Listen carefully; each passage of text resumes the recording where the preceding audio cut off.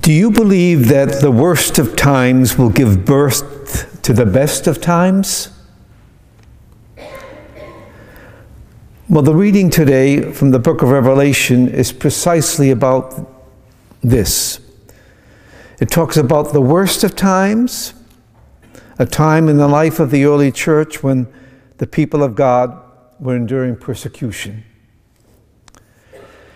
In every age, this has been true, and our present age is no exception.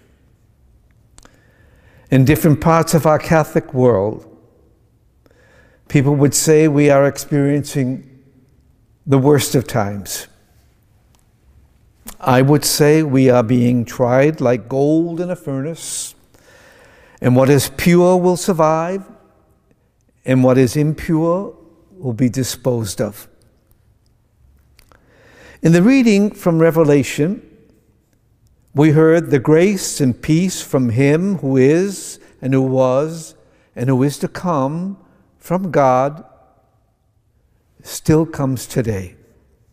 And the praise that John heaped upon the early Christian communities for their works, their labors, their endurance, are very much in evidence today in Christian communities everywhere.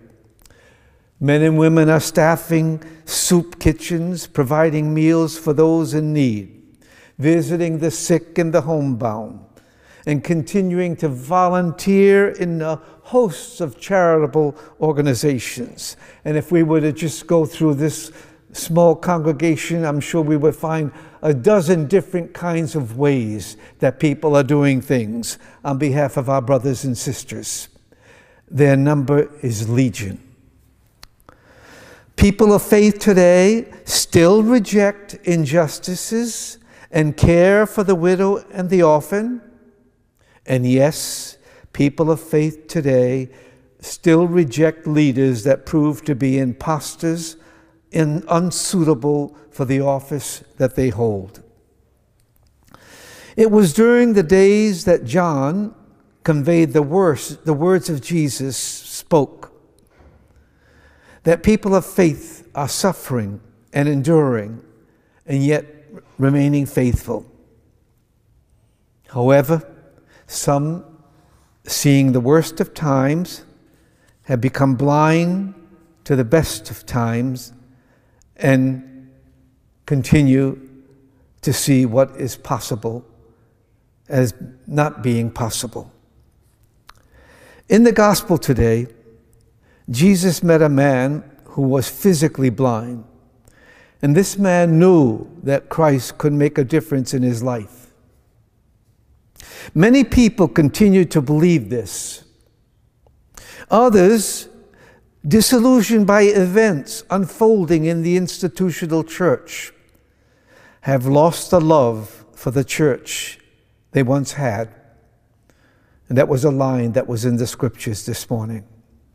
And that love can be rediscovered. And Jesus tells us how in the gospel today. He said, "Go back and do the works you did at first. Seek to make our homes a church, a domestic church where Christ is head and we are His body. Let us not be blind to what and who is central to our faith, Jesus Christ. And for those among us who have lost a love for the church they once had, follow the example of the birth of the blind man today in the gospel, who asked Jesus for help so that he could see.